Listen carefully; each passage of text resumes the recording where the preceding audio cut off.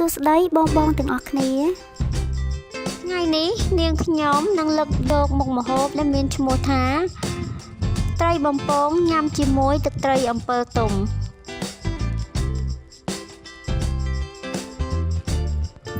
ជាដំបូងគឺយើងយកត្រីមកធ្វើវាសពោះឲ្យស្អាតហើយយើងលាងវាទុកឲ្យស្រស់ទឹកសិន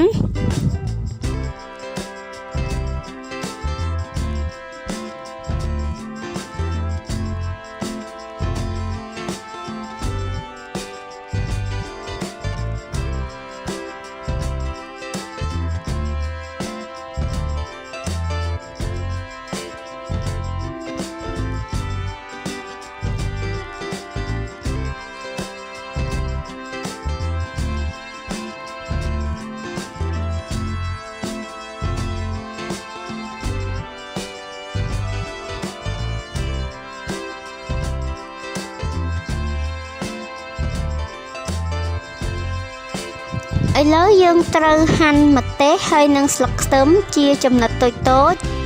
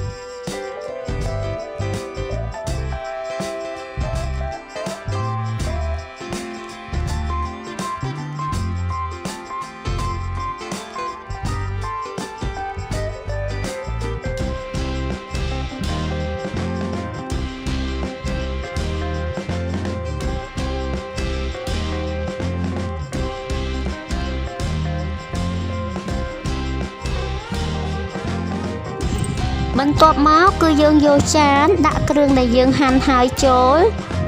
ហើយយើងចាក់ថែមទឹកសុទ្ធបន្តិច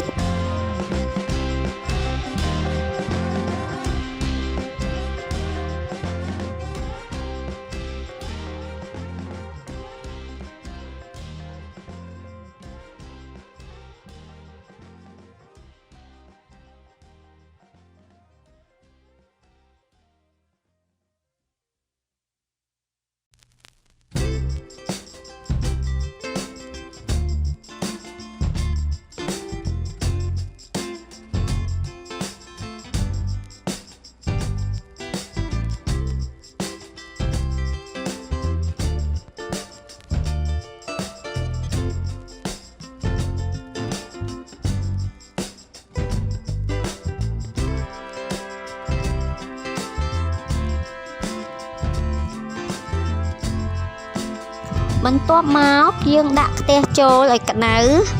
ហើយយើងចាក់ប្រេងសណ្តែកចូលឲ្យប្រេងសណ្តែកឡើងក្តៅហើយគឺយើងដាក់ត្រីបំពងសម្រាប់ត្រីគឺយើងបំពងឲ្យឡើងក្រហមហើយស្បែកវាឡើងស្រួយឆ្អិនល្អ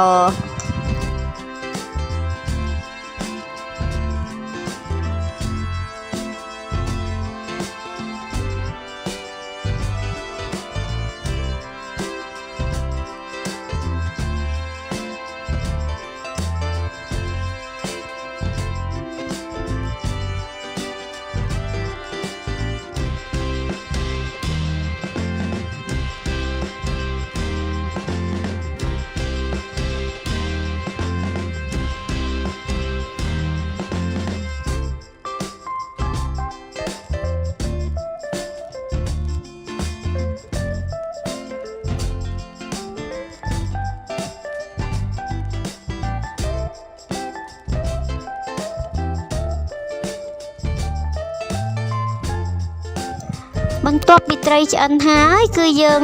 រៀបបន្លែដាក់លើចានឲ្យហើយបន្ទាប់មកយើងលើកត្រីនឹងដាក់លើចាននឹងអញ្ចឹងយើងអាចញ៉ាំជាមួយទឹកត្រីអំពិលទុំដែលយើងលាយនឹងហើយជាការស្រេច